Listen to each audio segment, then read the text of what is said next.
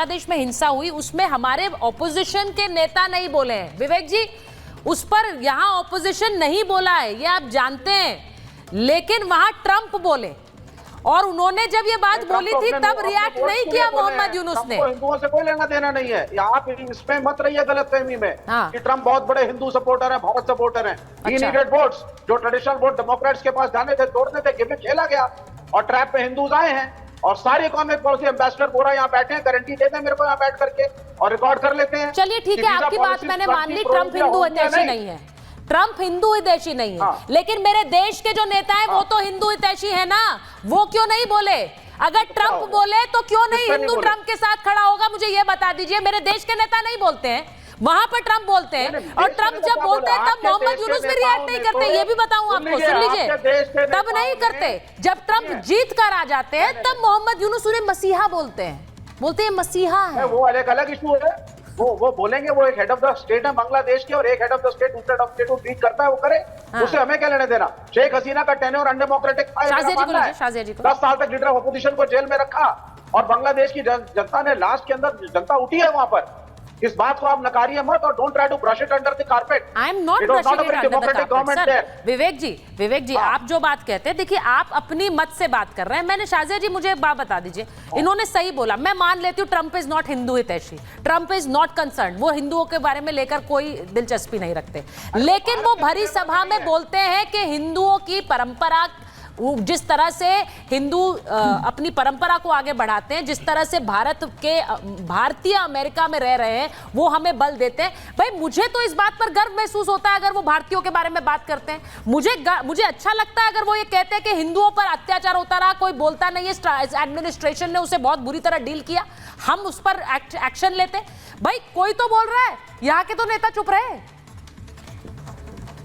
कोई तो बोल रहा है। देखिए सुचरिता जी, जो विवेक जी कह रहे हैं बिल्कुल सही कह रहे हैं, ये समझते हैं अच्छी तरह से, ये जानते हैं कि हमारे देश में भी यही होता है, जो लोग झूठ मूठ के सेक्युलर बने हुए हैं वो मुसलमानों की बात करते हैं, करते कुछ नहीं उनके लिए हैं, वोट बैंक की तरह समझते हैं। तो शायद उन्होंने अपनी तरह समझ लिया ट्रंप को और इसीलिए ये कह रहे हैं कि ट्रंप इसलिए हिंदुओं के लिए बोल रहे हैं क्योंकि उनको हिंदुओं के वोट चाहिए थे। लेकिन विवेक जी, सब जो है आप लोग के नेता की तरह नहीं होते और शायद एक ऐसा नेता है वो जिसने एक बांग्लादेश में जो हो रहा है माइनॉरिटीज के साथ, उसके लिए आवाज उठाई है। और विवेक जी ने आपने बहुत देर बोला है विवेक जी। और दूसरी बात मैं आपसे कहना चाहूंगी, जिस तरह से आपने अभी बात रखी है और कहा है कि मैनिपुलेशन होता है कॉन्स्टिट्यूशन का, इलेक्शन का, इससे आप क्या कहना चाह रहे हैं? आप में इतनी इंटॉलरेंस है कि आप अपने तरीके से हर चीज चाहते हैं?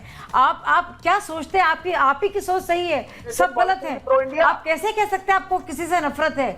आप क्यों किसी को नफरत का पात्र बनाते हैं? क्या आपका अपना दिमाग नहीं है, अपनी सोच नहीं है? किसने हाईजैक कर लिया? आप विवेक जी, आपका अपना विवेक तो होगा।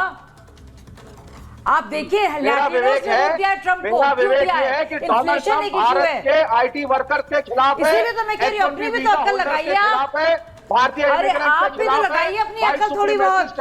विवेक जी आप समझिए क्या हुआ है, आप ये समझिए मोदी जी क्यों जीत रहे हैं, ट्रंप क्यों जीत रहे हैं, क्या वजह है इसके पीछे की? आप आइए, जरा देश को समझिए, जरा देश को समझिए, जनता को समझिए, उसका मजाक ना उड़ाइए, जनता का मजाक ना उड़ाइए।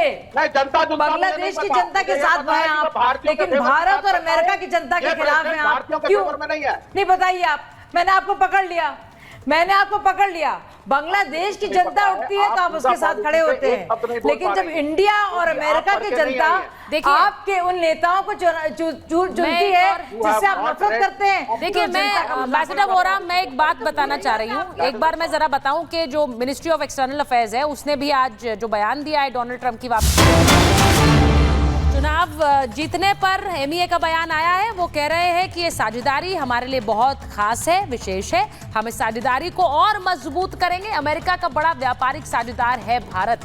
तो डोनाल्ड ट्रंप को लेकर हम जानते हैं कि कल प्रधानमंत्री ने उन्हें बधाई दी, उसके बाद जो कुछ वर्ल्ड लीडर्स थे जिनसे बात की है उनमें से एक नरेंद्र मोदी थे, फोन पर उन्होंने बात की नरेंद्र मोदी के साथ, तो वो भी एक अहम चैप्टर है क्योंकि पहले भी काम कर चुके हैं डोनाल्ड ट्रंप के साथ नरेंद्र मोदी।